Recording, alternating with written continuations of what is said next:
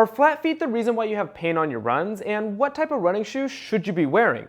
In this video, we'll talk about the 4 most common running injury myths, and then what to do instead. Flat feet is the term used to describe when there's a decreased amount of the inside arch, and it's commonly blamed for a lot of different running injuries like plantar fasciitis, patellofemoral pain syndrome, and even low back pain. While this observation is typically just thrown around, there are a couple different ways that we can measure the amount of arch in the foot. One way is to measure the height of the foot at the midpoint and then divide by the distance from the base of the big toe to the heel. If this value is less than 0.275, then this would be considered a flat foot. Now that you know whether you actually have a flat foot, is this actually related to running injuries? And the answer appears to be no. If anything, there's actually a trend for a more flat foot to be protective against a running injury. But regardless of the shape of the foot, whether you have a more flat foot with a reduced arch or you have more of a high arch, strengthening the muscles of the foot can still be beneficial. We just don't have to worry about changing the actual shape of that arch. So doing exercises like a toe crunch where we're strengthening the muscles on the bottom side of the foot, or doing an isometric hold at the edge of a step, all these exercises can still be beneficial. This leads us to talking about pronation, which is actually the movement of the foot as it makes contact with the ground, as opposed to looking at something like a flat foot, which is more of a static observation of the foot. Normally, as we go through the gait cycle, the foot pronates as we make contact with the ground. This helps to spread out the forces of the impact of running. Then as we go through the gait cycle, the foot supinates, and this helps to lock out the foot so that we can push ourselves forward for the next step. And even though pronation is part of the normal gait cycle, it's typically labeled as a bad movement because it might lead to injuries. And there's 2 factors to consider.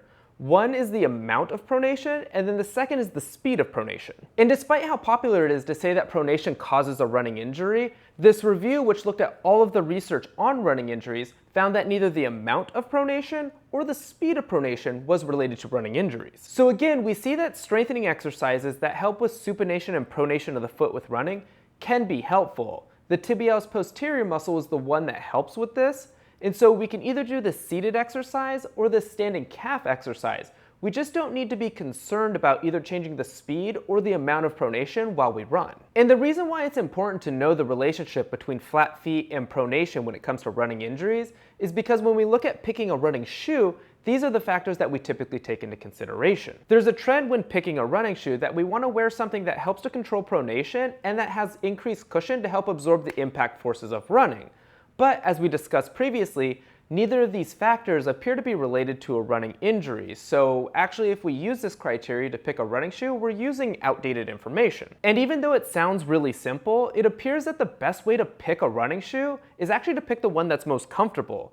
So we want to try on a couple of different running shoes, go for a run in them, and then just pick which running shoe feels best. Then finally, when looking at running biomechanics, foot strike is a hot topic. And there's technically 3 different types of foot strike.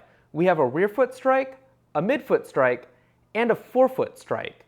And these are typically simplified into rear foot strike and then non-rear foot strike, which would include midfoot and forefoot. Similar to pronation, rear foot strike is typically seen as the worst foot strike, both from an efficiency standpoint as well as an injury standpoint. And that criticism of a rear foot strike is probably a little bit too harsh because the research doesn't support that a rear foot strike increases the risk of injuries or is worse from an efficiency standpoint compared to the other foot strikes. And what this all comes down to is that the type of foot strike just determines which tissues are loaded when running. So if we look at heel strike, it loads the joints a little bit more, as well as the tibialis anterior muscle in the front of the shin because it has to lower the foot when it makes contact with the ground. Whereas if we look at a midfoot or a forefoot strike, it's going to load the plantar fascia as well as the Achilles tendon and calf muscles more. So because there's not a difference in injury risk or running efficiency, it doesn't make much sense to change from your natural foot strike unless you're experiencing pain. So hopefully this video provided some clarity on these common running injury myths.